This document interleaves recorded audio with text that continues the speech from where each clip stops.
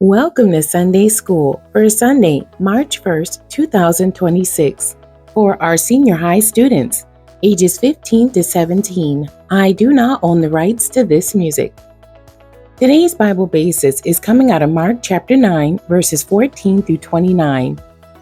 The Bible truth is powerful faith. The title of today's story, Prayer Power.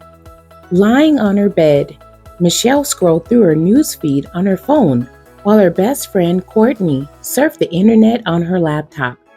"Hey, look at this," Michelle said, holding out her phone to Courtney. Courtney looked up. "What is it? What happened?" "There was an earthquake in India," Michelle said. "Wow, how bad was it?" Michelle continued to scroll on her phone, eyes glued to the screen. "Sounds pretty bad. They're saying the death toll could climb to a couple thousand." "Hi, girls," said Michelle's dad as he entered the bedroom. "Did you hear the news about the earthquake?" "Yeah, we just read about it online," Michelle said.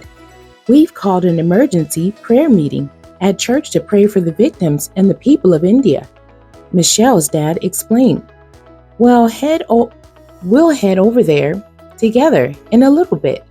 He walked out of the room. "No disrespect to your dad, but we also need to do what we can," Courtney said. "Those people need help, food, water, emergency assistance." "You're right. They do need those things," Michelle said, "but they also need prayer. You've got to have faith and believe that God can help them." "You're right. Let's go to the prayer meeting tonight. Tomorrow we'll box up some of our clothes to send to India." Our lesson scripture, Mark chapter 9, verses 14 through 29, and this is the King James Version. "And when he came to his disciples, he saw a great multitude about them, and the scribes questioning with them. And straightway all the people, when they beheld him, were greatly amazed, and running to him saluted him. And he asked the scribes, What question ye with them? And one of the multitude answered and said, Master, I have brought unto thee my son, which hath a dumb spirit, and wheresoever he taketh him, he teareth him, and he foameth and gnasheth with his teeth, and pineth away. And I spake to thy disciples that they should cast him out, and they could not. He answereth him and saith, O faithless generation, how long shall I be with you? How long shall I suffer you? Bring him unto me. And they brought him unto him, and when he saw him, straightway the spirit tare him, and he fell on the ground, and wallowed foaming. And he asked his father, How long is it ago since this came unto him?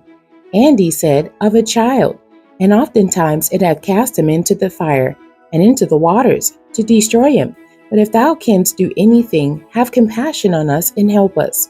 Jesus said unto him, If thou canst believe, all things are possible to him that believeth. And straightway the father of the child cried out, and said with tears, Lord, I believe, help thou my unbelief. When Jesus saw that the people came running together, he rebuked the foul spirit, saying unto him, Thou dumb and deaf spirit, I charge thee, come out of him, and enter no more into him.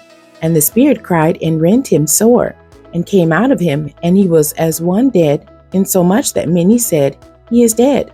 But Jesus took him by the hand, and lifted him up, and he arose. And when he was come into the house, his disciples asked him privately, Why could not we cast him out?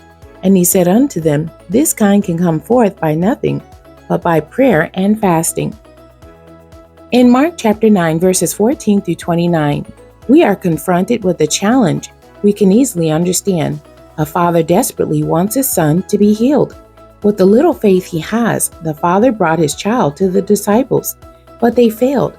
Frustrated, he confronts Jesus. No matter what problems we face, remember that Jesus cares about our needs, whether big or small.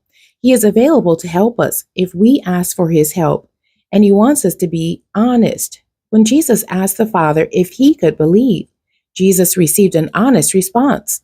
The Father had some doubts, but he asked Jesus to help him.